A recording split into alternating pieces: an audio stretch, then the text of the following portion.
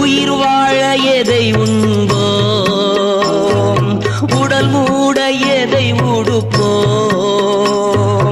என்று கவலைப்படல் வேண்டாம். உயிர் வாழ எதை உண்போம், உடல் மூட எதை உடுப்போம் என்று கவலைப்படல் வேண்டாம். உணவை விட உயிரும் உடையை விட உடலும் உயர்ந்தவை அல்லவா.